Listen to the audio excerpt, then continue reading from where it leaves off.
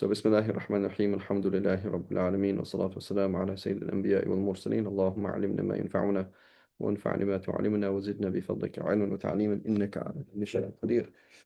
Excuse me, I'm just going to move. I've been sitting down for the last like 4 hours or so. It says, Imran al-Kufi narrates from Isa ibn Maryam that he said to his disciples. So we know that in hadith, we always have a chain of transmission, right? Like so-and-so heard his teacher say these words, and that teacher is either narrating from his memory or he's narrating from a book.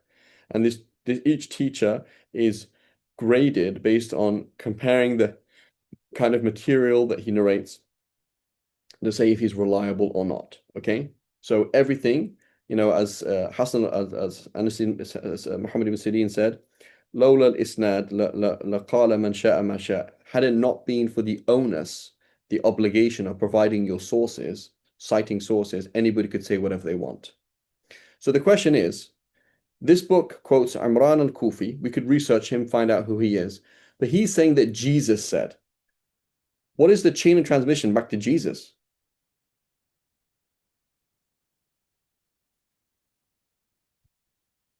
Like, do you think honestly that Imran al-Kufi has a chain of transmission from so-and-so back to so-and-so, back to so-and-so, back to so-and-so, back to so-and-so, back to so-and-so? Probably, we're talking about like 700 years back to Sayyidina Isa. Do you think that happens? The Prophet Muhammad sallallahu alaihi wasallam must have said it, Maybe, and right? some of Good. So that's a possibility, right? So Imran al-Kufi is one of or the he early spread, yeah. Muslims, right? He's not a Sahabi, right? And he heard somebody quoting somebody, and perhaps the Prophet ﷺ said that. It's possible, right? That's a possibility. Okay. So it's possible that the Prophet ﷺ said this, and does the Prophet ﷺ need to quote a source? No, because the Prophet ﷺ is speaking from revelation. So it's totally different. Okay, go ahead, Osama. I was going to say, is it possible that he's quoting from um, a Christian source? Right. So now that Christian source, so now imagine, for example, somebody is quoting from the Bible. So then the question is, how did that Christian, what's the source of that Christian? So there's a Christian quoting his teacher from his teacher from his teacher from his teacher, going back all the way back to Sayyidina Isa. We'd have to know who these people are, okay, and whether they're reliable or not. And do you think any of that is possible? Could we actually critique it and like find the chain of transmission, find out what's going on? No. No. It's like a Google Buddha quote. Quotes from Buddha on Google, like what you have a chain transmission back to Buddha. No. It's just like things that are Buddha is quoted on, you know. We have no ability to even verify any of these things. Is it right? Is it wrong? No idea. So, all we can say is Imran al-Kufi, he's a sheikh. Inshallah, what he's saying is true. That's all. Right? So the Prophet ﷺ, he said, خُذُوا عَنْ بَنِي إِسْرَائِيلَ وَلَا حَرَجْ. Take the stories of the Jews and the Christians, or Bani Israel, or an Ahl Kitab, another version, وَلَا حَرَجْ, and it's okay. Right? Another version mentions, لَا تُكَذِّبُوهُمْ وَلَا تُصَدِّقُوهُم. Don't say that they're liars, and don't say that they're speaking the truth. Meaning, it's kind of like neutral, right? Like, so I cannot use a quote like this to prove halal and haram because it's not reliable enough. But this chapter is not talking about halal and haram, right? He's talking about general reflection of these things. So whether it's right, whether it's wrong, it doesn't really matter too much. Does that make sense? And so this is like, so Imam Ahmad has a book like this. Imam Ahmad has a book called Kitab al-Zuhud. All of it's like that. Like the Zuhud has a whole chapter, the Zuhud of Sayyidina Isa. Maybe one or two hadiths from the Prophet ﷺ. Otherwise, it's all like that. Like, it's just like quotes. And we have no real way of verifying it. It's just possible that some of the early Muslims met some Christian converts who had some scripture that may or may not be right. That's all. Does that make sense?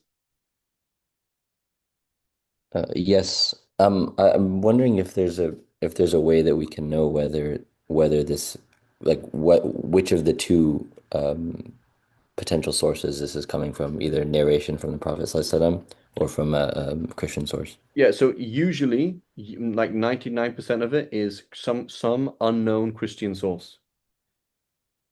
And it's Okay. really, really unknown because even if you got a Bible scholar, right, and you'd be like, okay, tell me about like, different sects that were in this area and could possibly have become Muslim at that time and shared information, and tell me what books they were reading. We have no idea. We have like no idea what's going on. So it'd be very, very hard for like a Christian historian to talk about books and texts that these kind of people would have been sharing with Muslims when they became Muslim. You know what I'm saying? It's basically in the midst of time, that's it. But how would you find out if it's from the Prophet ﷺ is, okay, is there a hadith like that, right? Where the Prophet ﷺ said, Jesus said, and that's very rare. It's like, handful.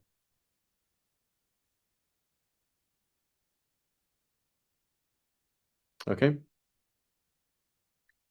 So anyway, so apparently he said to his disciples, لا تأخذوا ممن تعلمون من الأجر إلا مثل الذي أعطيتموه يا ملح الأرض. And one interesting thing as well is when you read these quotes from Jesus, they all sound really, really different. Like they don't sound like a hadith. Like they do sound very, I don't know what it is. I guess AI could kind of like, you could be interesting to get AI to read quotes from Jesus in Arabic in these things and see if there's any standard, but they sound quite different, right? So Allahu Alam. What was Umadala's question? Were there Christians who were on the right path during the time of the Prophet Salman al-Farisi, right? So Salman al-Farisi, he had left Persia. He left his religion of Zoroastrianism. He had become Christian, and he was wrong with a bad priest, and then he was with a good priest and another good priest, and then his last teacher said, "This is it. It's all gone now. There's nobody left." Right? So go to Medina because it may well be that you see the last prophet. Right? So Salman al-Farisi, I guess you can be in that category, right? But he was told there's nobody left, meaning there's no real Christians left. That's what his teacher told him. So in the general sense, Salman al-Farisi was on the right path in the general sense. But in terms of the say ulama, right? Like they were the scholars who preserved the scripture and preserved everything. His teacher told him there's nobody left to accompany. Basically just wait for the end of time or the coming of the final prophet, basically. And that's what he did.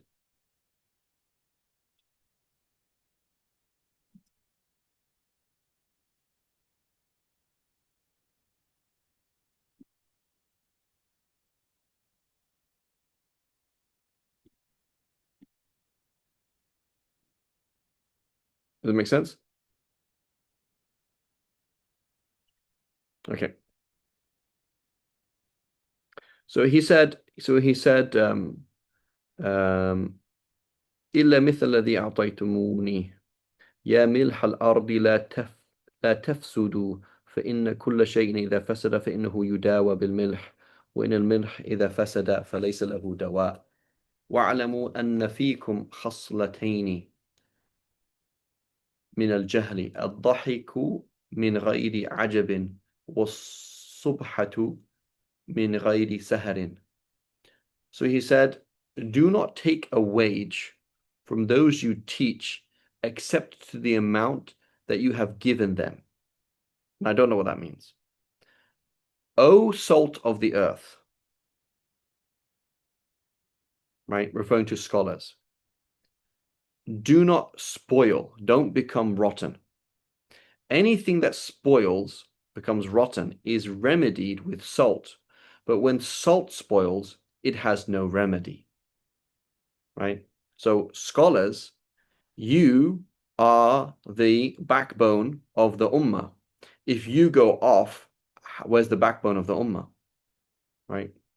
Know that there are two qualities of ignorance in you. Laughing at nothing amazing, or you laugh too much, and an early morning meal without worship in the night. Right? So you're eating in the morning, but that's not because you're awake all night, right? So interesting, right? So what do we notice in the gospel is lots of parables, right? So is that something in the Bible? Salt of the earth? Yeah, just Google it. Bible, salt of the earth.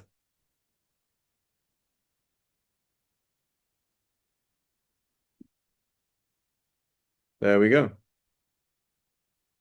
That's in Matthew. This is in Matthew. There we go. It's in the Bible. Matthew 5. So you are the salt of the earth, but if the earth loses its saltiness, how can it be made salty again? Right, here we go, reading from the Bible right now. You are the salt of the earth, but if the salt loses its saltiness, how can it become made salty again? It is no longer good for anything except to be thrown out and trampled underfoot. You are the light of the world. A town built on a hill cannot be hidden. Right. So this is from the Bible. There we go.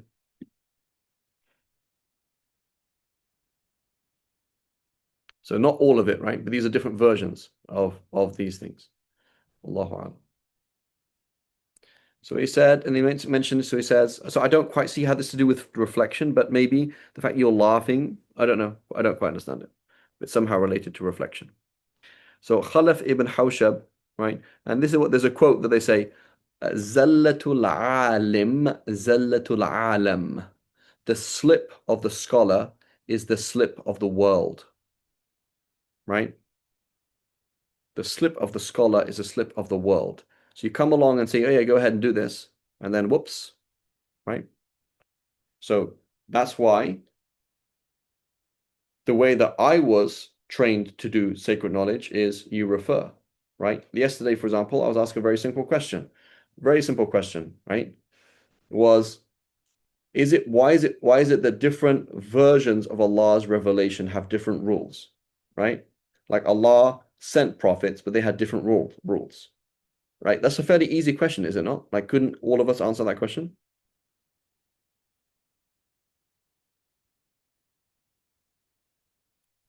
Like, Ahmad, do you think you could, your friend comes up to you and is like, oh, you're Muslim, but like, if Allah revealed the Bible and the Old Testament, why are there different rules? You're like, yeah, because same concepts, right? Same aqidah, but different sharia, because, Allah subhanahu wa ta'ala can tell people to do different things at different times, right? It's a fairly simple question, right?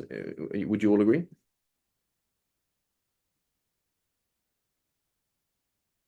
Right? Like, so, but then someone asks a question and say, well, as Muhammad Sirin said, لولا الإسناد لقال من شاء ما شاء. If you didn't have to quote your sources, anybody could say whatever they want. So now I have to sit there for 2 hours putting together a proper answer, a thorough answer, quoting the Mustasfa of Imam Ghazali and the this and the that. And I'm like, whoa. And it's like, it's a fairly simple question. But if I don't do my job, if I just shoot from the hip and just say whatever I want, then what's going to happen? Somebody asked me a question. They said, how long do you take to do a Q&A? I said, well, it takes ages sometimes. So I said, once somebody asked me a question and they said, when the Imam is doing the dua on Jum'ah, do you raise your hands and then wipe your face after it? So again, you're asking me a question. And you put me in a capacity where I am the salt, right? And I'm the remedy. So now I have to do my research. So I spent about 10 hours approximately trying to find out the answer to that question. Do you wipe your face after raising your hands in the dua while the Imam is making the dua at the end of the khutbah on Jum'ah? What was the answer? I don't know.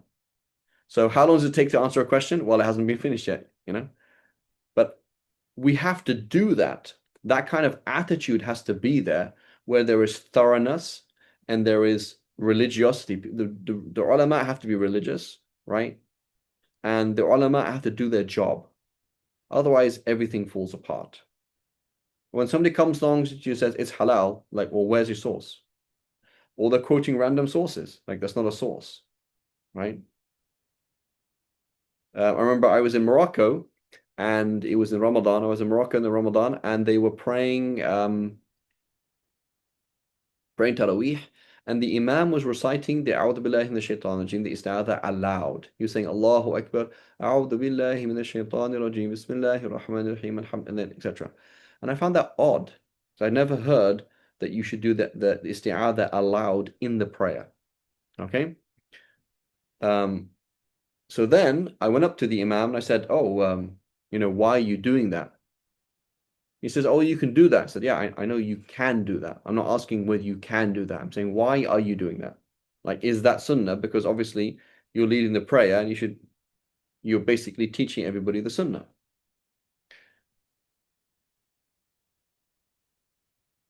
So he's like, yeah. So I said, can you find me the source for that? So then 2, 3 days later, he comes to me and says, "Oh yeah, here's this and this and this." And you're quoting sources that are not sources for Maliki fiqh or at all. So what is he doing? He's just doing whatever he wants. So this is the world that we live in. We live in a world where everything is falling apart, right? We are like seeing what Salman al-Farisi saw. Salman al-Farisi saw the end of Christianity. That's what we're seeing right now. Coming to the end of time where everything's just falling apart, right? And so the salt, if there's no more salt, we have a problem, right? So this is what we have to demand from our ulama. We do not have to demand from our ulama that they be amazing people. No, not everybody can be an amazing person like Asim. Okay, we're not all like Asim. I'm sorry, right? But we can demand from our ulama is do your job, and at least try and apply it to yourself, right? Try and apply it to yourself, right? I remember like a teacher like this, right? One of my hadith teachers, very, very short beard, nice suit, and this, that. And he's like, "Yeah, I'm quite good at chess." I'm like, "Habibi, chess is like makruh in the Shafi school, haram in the other madhahib. Like, why are you telling me that you're good at chess? Like, that's just like, where's your self-respect? Like, don't even tell me, right?" Another one was like, "Yeah, I'm Hanafi, but I don't pray witr." Like, okay, great. Like, never see you in the masjid. Openly do haram. That's where we are right now. Where many of our great ulama are like that, right? Where it's like it's kind of falling apart. And so it's very important to understand that that's what the situation is, right? Or so it's either on that side or that on the academic side, like, you're not quoting sources, you're just like shooting from the hip with your own opinion, right? You're just saying whatever you want to say, right? So it's these are these two things we have to expect from our ulama. They're not expected to be perfect. They're not expected not to make mistakes. That's another thing. Oh, the sheikh made a mistake. It's like, yeah, he can make a mistake, Habibi. He's a human being. People make mistakes. But he has to acknowledge it's a mistake and move on, right? Like you shouldn't have done that and move on, right? It's not a good thing to do, right? And there are certain situations where mistakes of scholars should be removed from authority, right? So they don't have to be decapitated, right? But they should be removed from authority. So I'll give an example. There's a sheikh, for example, and he had a kind of hidden second marriage to one of his students. Like, is it halal to have a private second marriage to somebody? I mean, as long if there's two witnesses, you had two witnesses, No, no, it's not haram. it's not halal. Okay, you had two witnesses, Yeah, it's okay. it's okay. So let's take an example, okay? Muhammad Hashir, for example, he is in America, and his dad tells him like, don't get married right now, okay? And he's there for a while. He's like, this is kind of awkward being not married. So he actually ended up getting married without telling his dad, okay? So he got married with two witnesses to some lady, okay?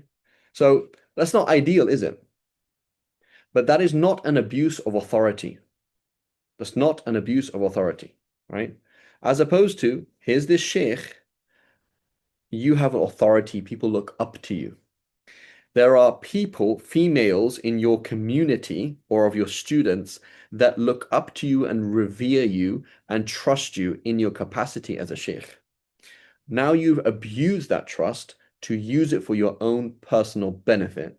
And now secretly you have 3 wives, right? And it's like, that's an abuse of authority. And we're going to say, Habibi, you made a mistake. You shouldn't do things like that. Even if it's not technically haram, that's an abuse of authority. And you need to be removed from your authority.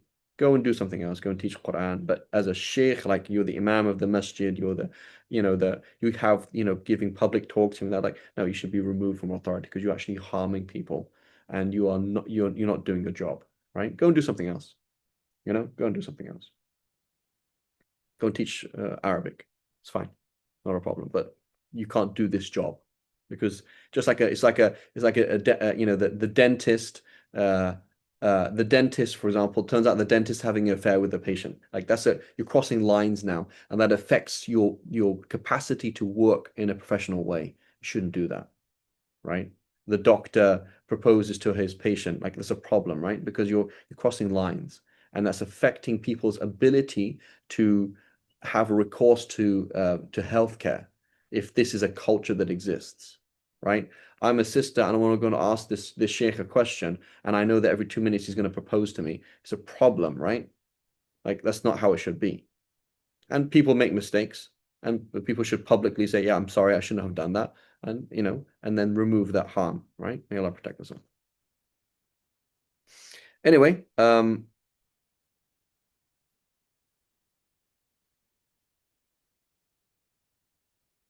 okay, so Khalaf ibn Hawshab narrates that Isa ibn Maryam said to his disciples, كما ترك لكم الدنيا الحكمة فكذلك فدعوا لهم الدنيا.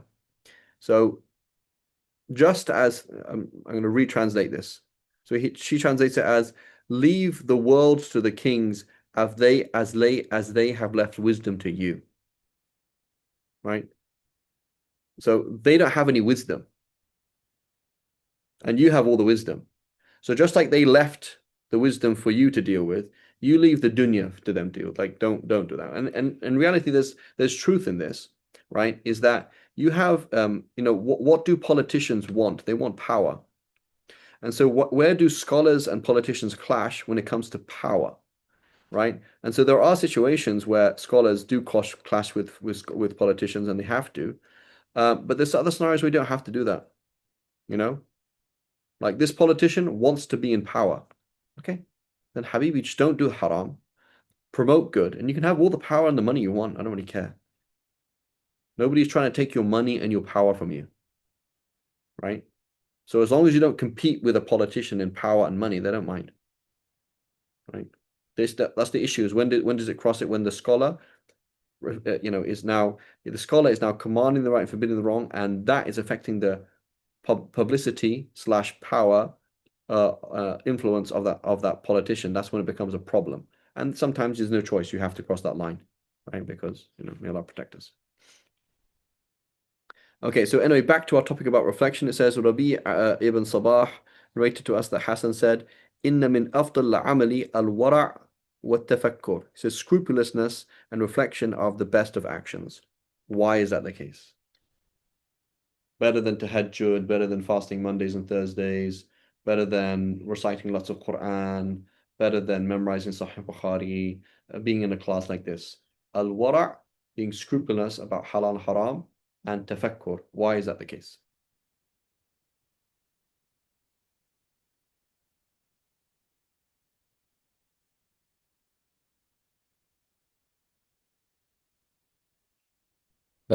Maybe because these things can change the state of a person's heart for the better. Okay. Ammar?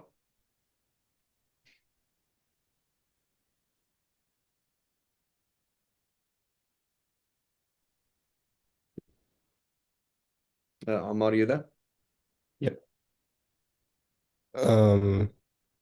Because it keeps you accountable for yourself. Good, right? Accountability, right? So this person is deluding themselves with lots of good deeds. I give charity. I started a whole new center for the orphans. I did this, I did this, I did this, but actually, there's no reflection. There's no introspection on what and why you do things. So your drive, how you responded to things, you're not even thinking about it. So there's no thinking, there's no self, there's no introspection, there's no accountability, A. And then with the wara', you're not careful about the most important things, right? So there's a concept I repeated in many of my classes and repeat again and again. The most important thing is avoiding the haram and makruh, right? Or in fact, just the haram. Just make it simpler. Like avoid the haram. If you can live life avoiding the haram, you're going to be one of the awliya, right? And there's a quote from one of the scholars who said this. He said, many people do lots of good deeds. There's tons of people who go on Umrah. Tons of people will open an orphanage. Tons of people will give sadaqah. Tons of people will read lots of Quran. But the only people who leave the haram are the awliya, right?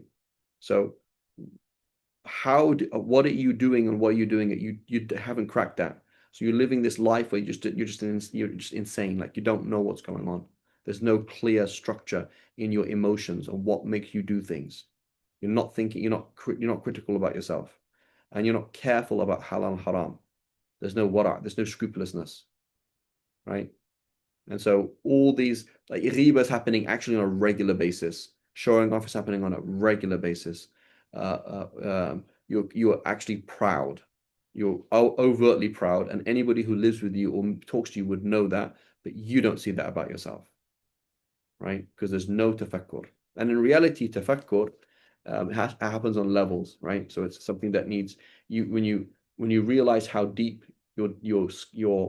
how deep the cancer is and how multifaceted it is, you realize how hard it is, right?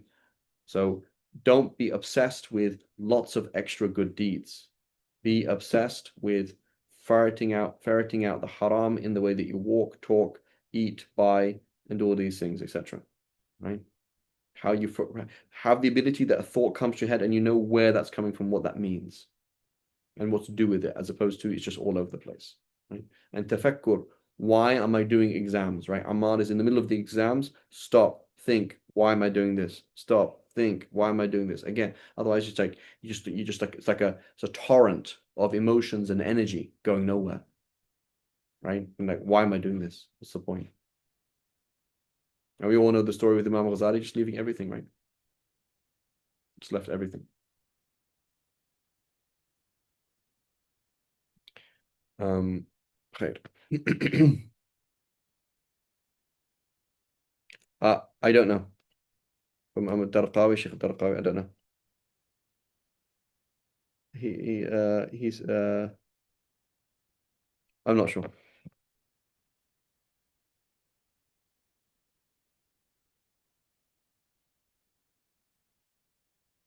Okay, and then it says from قلت where are we? So Aoun ibn Abdullah, he said قلت لأم الدرداء أي عبادة أبي درداء كان أكثر قال التفكر والاعتبار. Right? So here's a tabi'i. Here's a tabi'i who's got his eyes, glued on which key dhikr should I say? Which key act of worship? This. What kind of thing can I do? So he asks Darda, the wife of Abu Darda, like, what did Abu Darda used to do the most? He said, what? Reflection and meditation, thinking very, very hard.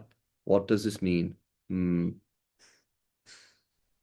What am I doing? Why am I doing it? Should I do this? Is this right? Is this wrong? Right?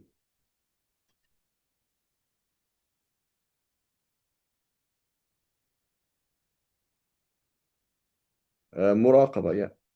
Muraqabah is not quite the same thing though. It's similar. The muraqabah is watching your actions. Right? So all of us are amazing people until you actually get statistics on us. Right? We're all amazing people until we get married and somebody lives with you and you're like, actually not a nice person. Like you're not actually a nice person. Everybody is amazing. Sheikh Farid is amazing, right? I'm amazing, right? Would you all agree? Like, why in this class if I'm not amazing? Put your hands up if I'm not amazing. Sham knows I'm amazing. Right? So everybody is amazing, right? Everybody is amazing until you turn off the camera and turn off the Zoom thing, and then it's like, okay, now we live with this person, right? And then it's like, you're not that amazing until you look at the stats, right? Until you look at the stats of this person, right? And you're like, this is what this person actually is like. This is what you do. Let's actually look at the quality, regularity, and quality of your worship. Let's look at your sins versus your deeds. It's actually quite a lot of sins, right? It actually adds up, right? You know, it's like my diet. My diet is a non-diet, you know? So like arbitrarily, I'll tell my wife, oh yeah, I won't have that. I'm on a diet. She looks at me like, bro, you're not on a diet, are you? You know, exactly. When you think you're amazing until you see things from another eyes. You think you're amazing until you get the stats, right? Your everything about you is great. So it's very, very important, right? Tafakkur, thinking about the world, thinking about your actions, thinking about what you're doing, and reflecting what happened here, what happened there. Why am I doing what I'm doing? Why am I doing what I'm doing? Very important concept, right?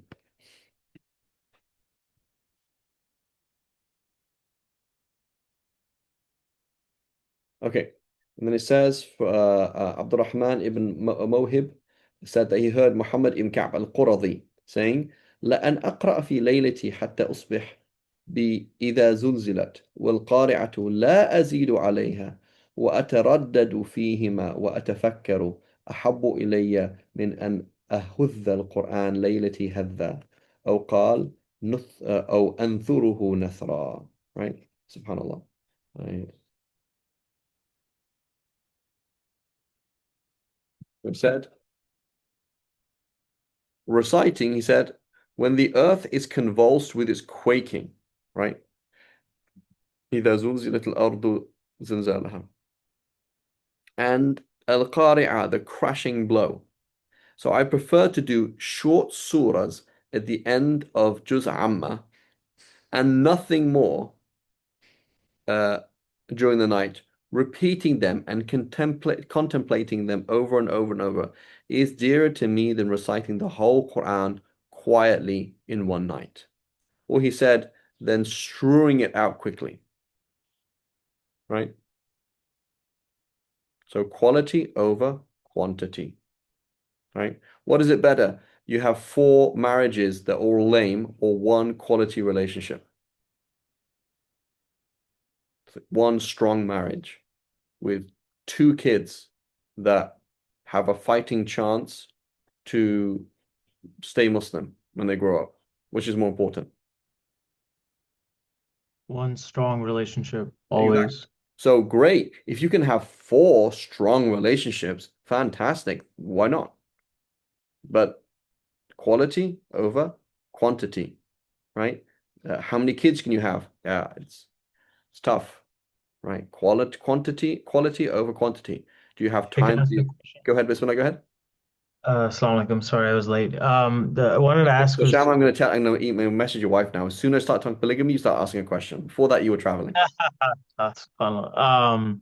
But what I wanted to ask was, would it be permissible to say, or would you say that if someone engages in polygamy, for example, and if they are not fulfilling the rights of even one of their partners, it is actually like it's becoming sinful. Would that be fair to say? Yeah. So we would say it's indirectly sinful, right? So what's indirectly sinful is that the second and the third and the fourth marriage is not haram in itself, but it is haram in as much as it is taking more rights away from other people. Like they mentioned, for example, there's a debate in the Shafi school. Can I give charity? Let's say right now I have to give you money tomorrow, right? I have to give you money tomorrow. And I work, for example, driving Uber, and I'm expecting I'm going to make from this much to that much in the next 18 hours. Okay. So now I give all of that away in charity when it's not normal that I would make that money back. Right. So is that halal? The answer is it's not halal. And so Ibn Hajar, he said the charity it doesn't even count. The charity doesn't even count. Can't even do that. Right? So the charity shifts from being sunnah to being haram, but it's indirectly sinful, if that makes sense, right? So we would say Yeah, because just like somebody going on Hajj and they're not like, your son is doing drugs and he needs a dad around to help him get through this. And you go on Hajj, what are you doing? Right? Oh, it's Hajj is good. Yeah, but what are you doing? Right? Why are you over there? You're supposed to be here. Right? So it's the same concept, yeah, 100%. So in relationships with other people, in relationships with Allah subhanahu wa ta'ala, quality over quantity. You just pray the fard, but you focus, alhamdulillah. Right? Quality over quantity. Right? 100%. And Abdullah Mas'ud, I think it was, he said that's exactly what he said. He said, you do more deeds than we did, but we were better than you. Meaning you tabi'een, you do more ibadah than we do. But we were better because we had more zuhud. Our hearts were tied to Allah. There's more quality. Your hearts are kind of 50-50. So Ikrimah, the student of Ibn Abbas, the Mawla, the freed slave of Ibn Abbas, he said, ركعتان مقتصدان في تفكر خير من قيام ليلة والقلب ساهٍ. He says 2 medium-length units of prayer with reflection are better than standing the entire night while the heart is heedless. Right? Quality over quantity. Wutayf Abu Abd al-Karim narrated that Abdullah ibn Amr ibn As said, excuse me, I'm just standing up. ثلاث صاحبهن جواد مقتصد فرائض الله يقيمها ويتقي السوء ويقل الغفلة وثلاث لا تحقرن خيرا تبتغيه ولا شرا تتقيه ولا يكبرن عليك ذنب أن تستغفره وإياك واللعب فإنك لن تصيب به الدنيا ولن تدرك به آخرة ولن ترضى به المليك وإنما خلقت النار للسخطة وإني أحذر سخط الله عز وجل. So he says, a judicious, generous man does 3 things. He carries out the obligations of Allah, right? This is the most important thing. So anybody who grudgingly okay, I can't go to the masjid because I need to go to work. That's good because you're doing the fard. I need to go to sleep now and not pray tahajjud because I need to go to work. I need to park my car so that I can go to work. I need to check my car and not do Quran because I need to go to work. Work is worship if you have the right mindset. It's really, really important, right? So he said, what? The judicious, generous person does 3 things. He carries out the obligations of Allah. He avoids evil. And he is rarely heedless, right? Isn't this exactly what I was telling you, Ammar, yesterday or the day before? Exactly. And I don't even remember this quote. So Ammar and Jawad, I think you in the class was talking about avoiding the haram and just, doing bare minimum, but being a person of dhikr, right? So this person is seldom heedless of Allah subhanahu wa ta'ala, right? He doesn't do that much. He avoids, right? He does the obligatory. He avoids the haram and he's seldom heedless of Allah subhanahu wa ta'ala. Do not underestimate 3 things: good, which you seek; evil, which you guard against; and forgiveness sought for a sin, and forgiveness sought for a sin too great. ثلاث لا تحقرن خيرا تتبعه شرا تتقيه ولا يكبرن عليك ذنب. It's not quite the right translation. It says, let no sin be too big in your eyes to seek forgiveness for it. Oh my God, I've done too much. Never do that, right? Never deem. So he says, never deem a sin too great to repent from. And then he says, beware of playing games. Notice I was talking about Ammar, right? This person, they have nothing in their life that's a waste of time. There was nothing in their life you say, oh, that's just the person just wasting time, right?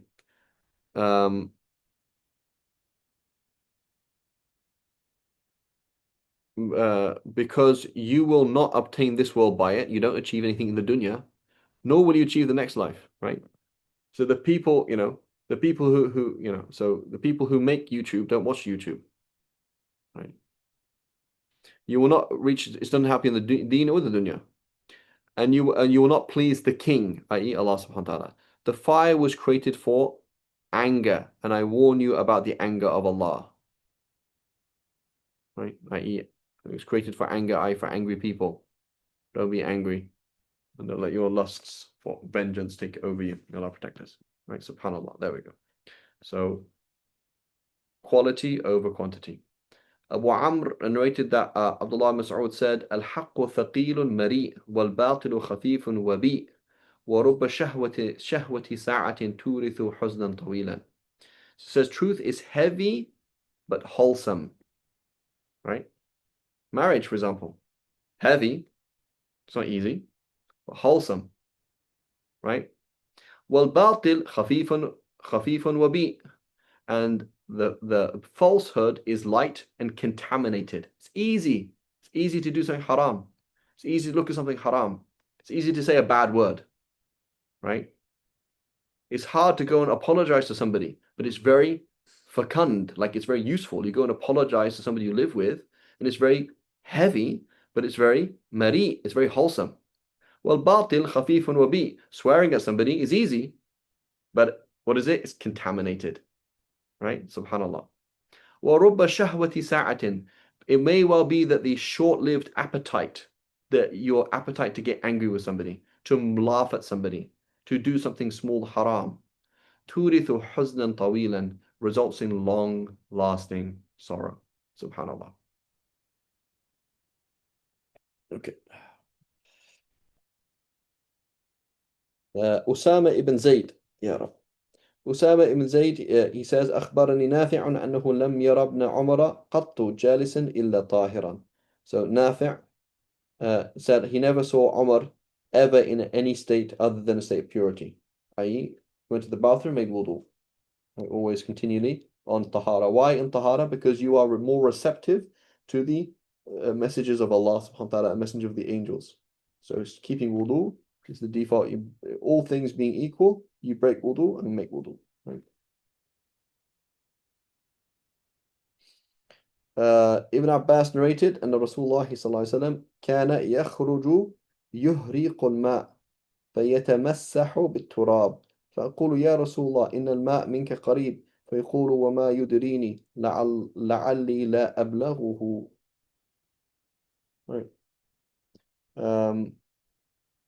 So the Messenger of Allah sallallahu alaihi wasallam came out after answering the call of nature and then performed tayammum. Right. So I said, "O Messenger of Allah, why didn't you use water?" He replied, how would I know? Maybe I will not be able to reach it. Maybe I'll die before that." Right. So Allahu Alam. So we can look up this hadith. This hadith's in it's in Musnad Ahmad. But at least from the spiritual point of view, is do the good you can do now, the imperfect good you can do now, before the perfect good you can do later. Right? You have some money, go on Umrah. Okay, but I want to save it for Hajj. Yeah, just go on Umrah anyway. Go on Umrah, inshallah, Allah subhanahu wa ta'ala will open the door for you. Right? Do some good now. I can only do 1 second of Quran. Okay, go and do 1 second of Quran now. Okay?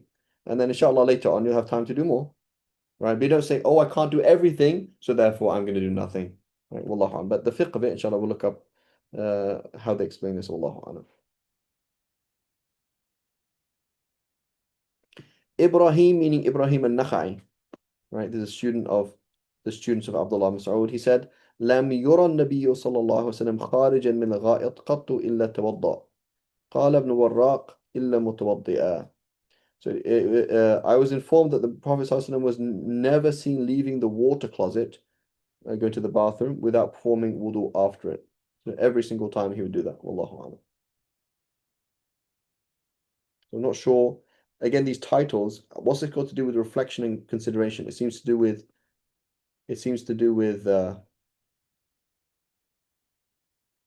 something else. Wallahu a'lam. Sheikh, can I ask one more question? Go ahead, Bismillah. Assalamu alaikum. The question is that is the inference then from this hadith that it is preferential to be in wudu at all times, not just when performing an specific act of ibadah? That is true. And the Prophet ﷺ said, nobody keeps wudu all the time apart from a true believer. SubhanAllah. So it's Thank very you. important. It's a protection, right? Particularly when you're around many shayateen, right? Having wudu is a protection. It's like a force field.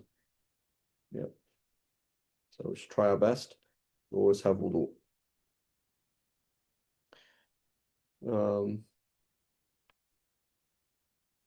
Okay, and he says, so Thawr ibn Yazid, he said that Khalid ibn Ma'dan, one of the tabi'een, he said, لا يفقه الرجل كل الفقه حتى يرى الناس في جنب الله أمثال العباعر ثم يرجع إلى نفسه فتكون هي أحقر حاقر. Right? He says a man will not truly attain true understanding until he sees people as camels in relationship to Allah subhanahu wa ta'ala, right? So, how do we emotionally process things? Like I went into a room and there's a man and there's a camel. The camel's obviously relevant in terms of its safety or whatever, but the man is the one who I'm present with. The man is the man I'm talking to, right? I'm not talking to the camel or talking to the floor or talking to the wall, right? There's a camel in this whatever place, and there's a man. Right? I'm looking to the man, right? So you see everything else just like cattle, right? Everything is like just something that's being led, right? They're not important, right?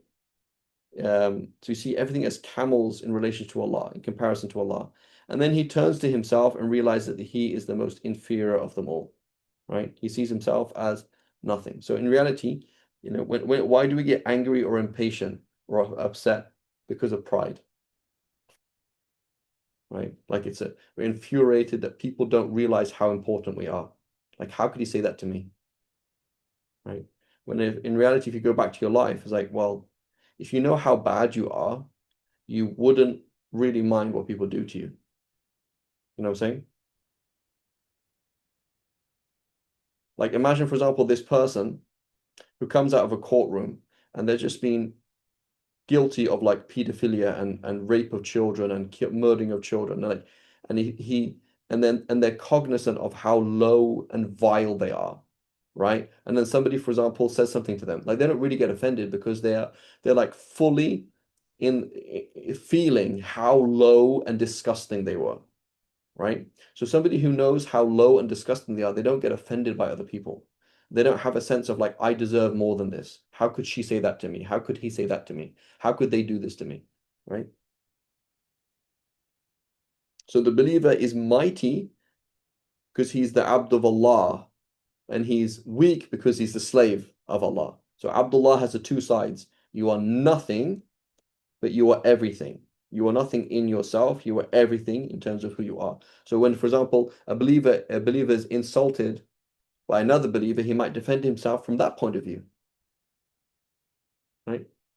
That's a totally different thing. I'm not defending myself. I'm just defending what I represent. So I represent, let's say a sheikh, for example, representing something.